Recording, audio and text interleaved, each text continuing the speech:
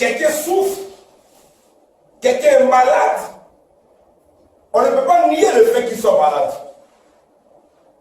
On ne peut pas nier le fait qu'il y a une menace sanitaire. On ne peut pas nier le fait qu'il y a ou qu'il y ait un chaos. On ne peut pas nier le fait que la terre fut à un moment donné informe et vide.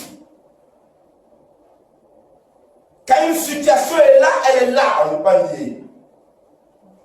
Ça c'est clair.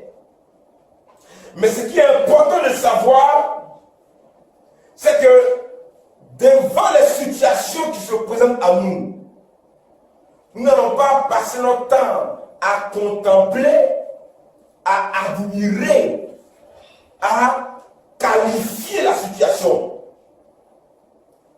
Imaginez que Dieu dit, oh mais la terre est informe et vide. Oh mais la terre est informe et vide, vraiment, hein? Mais la terre continue à être informe et vide. Et puis il reste comme ça. Est-ce que cette situation allait être une situation agréable? Non. Parce que les ténèbres couvraient cette terre-là. Et c'était une situation chaotique.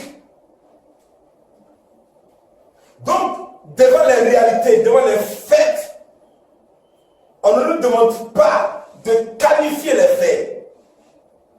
Même si on reconnaît que les faits sont là, que la réalité est là, ce n'est pas de notre responsabilité ou de notre devoir de qualifier les faits. Mais il est de notre devoir, il est de notre responsabilité en tant qu'enfant de Dieu de faire quoi? De changer de langage. Contrairement aux autres langages, parler le langage de la foi. Amen. Amen. Devant la réalité, devant les faits, nous devons vivre par la vérité de Dieu, par la vérité de la parole de Dieu. Amen. Nous devons nous conformer à ce que Dieu dit. Devant les faits, devant les situations chaotiques, devant les situations qui ne nous arrangent pas, devant la faiblesse, devant la maladie, devant l'accusation de Satan, devant le complot, nous devons nous conformer à la vérité divine. Nous devons nous conformer à la parole de Dieu. Nous devons nous conformer à ce que Dieu dit. Amen. Amen. Dans la parole dit la parole de témoignage. Qu'est-ce que tu témoignes?